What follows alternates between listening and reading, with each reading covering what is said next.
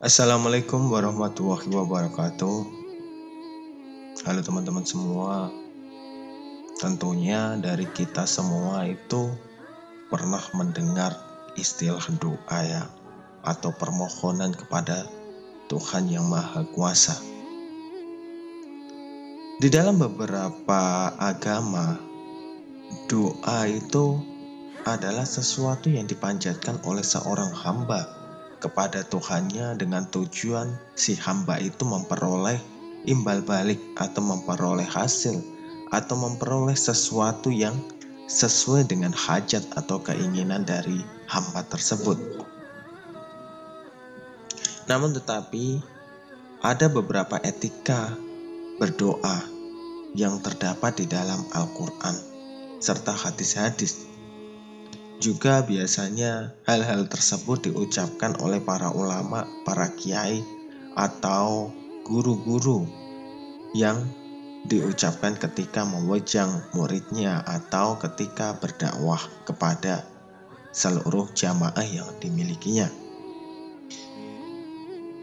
Yang pertama yang perlu kita lakukan ketika kita berdoa adalah yakinlah, percaya bahwa Allah akan mengabulkan doa tersebut.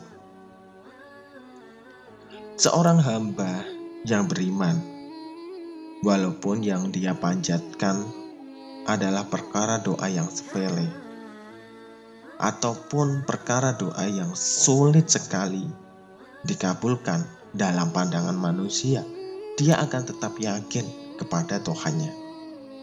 Contohnya seperti ini. Ketika orang berdoa agar bisa beribadah haji misalnya. Bagi sebagian orang yang kaya, doa tersebut adalah doa yang biasa dan sangat-sangat mudah untuk dicapai. Akan tetapi, bagi orang yang berpenghasilan rendah misalnya, tukang beca atau orang yang bekerja serabutan misalnya, maka hal tersebut itu cukup sulit untuk terlaksana. Akan tetapi Allah pernah berkata di dalam ayat Al-Quran Ghafir ayat 60 yang artinya adalah berdoalah kepadaku, niscaya akan aku perkenankan bagimu. Ini artinya apa teman-teman? Bahwa setiap hamba yang berdoa itu pasti diperkenankan atau akan dikabulkan. Dan di surat yang lain di dalam Al-Baqarah 186 yang artinya adalah, dan apabila hamba-hambaku bertanya kepadaku tentang aku, maka jawablah bahwasannya aku adalah dekat. Aku mengabulkan permohonan orang yang berdoa apabila ia berdoa kepadaku. Di sini sangat jelas teman-teman disebutkan di dalam Al-Quran bahwa bagi orang yang berdoa, maka semuanya itu akan diperkenankan atau akan diperkabulkan. Akan tetapi kadang kita tidak yakin kepada doa kita sendiri. Dan inilah yang membuat diri kita itu sulit dikabulkan doanya. Yang perlu kita lakukan adalah setelah kita berdoa, kita melakukan penyerahan diri sepenuhnya kepada Tuhan Yang Maha Kuasa. Misalnya ketika kita melakukan riyadhah atau berdoa dalam jangka waktu tertentu. Akan tetapi ketika doa-doa yang kita panjatkan tidak kunjung dikabulkan, maka serahlah kepada rencana Tuhan. Serahkanlah kepada rencana Allah. Dan di dalam sebuah hadis Rasulullah bersabda, sesungguhnya Tuhanmu maha hidup dan maha mulia. Dia malu kepada hambanya jika hamba itu mengangkat kedua tangan kepadanya dan dia menolaknya dalam keadaan kosong. Artinya apa teman-teman? Allah itu lebih malu daripada orang kaya yang memiliki banyak harta yang kemudian menyedekahkan sebagian hartanya kepada orang yang membutuhkan. Karena apa?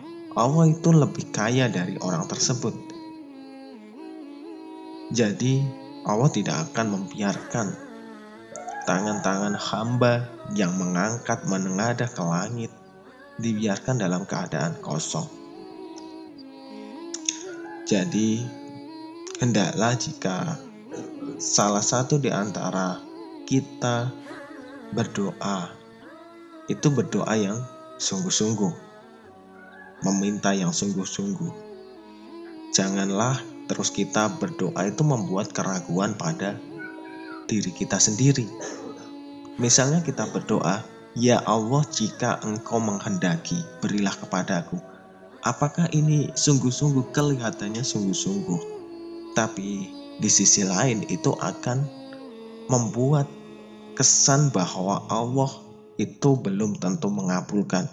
Jika Engkau menghendaki, itu adalah sesuatu kalimat yang tidak perlu diucapkan, suatu kalimat yang berujung pada keraguan pada diri kita sendiri. Karena sesungguhnya Allah itu tidak terpaksa untuk mengabulkan doa. Apapun yang kamu minta itu Allah kabulkan. Ketika kita berdoa kepada Allah dan yakin akan dikabulkan, maka sesungguhnya Allah tidak mengabulkan doa dari hati yang lalai dan bermain-main. Allah tidak akan mengabulkan doa dari orang yang tidak sungguh-sungguh dalam doanya. Maka sejatinya terkabulkan atau tidaknya suatu doa itu tergantung pada diri sendiri atau diri orang yang berdoa itu masing-masing. Seperti itu teman-teman, semoga bermanfaat dan sampai jumpa di lain kesempatan. Wassalamualaikum warahmatullahi wabarakatuh.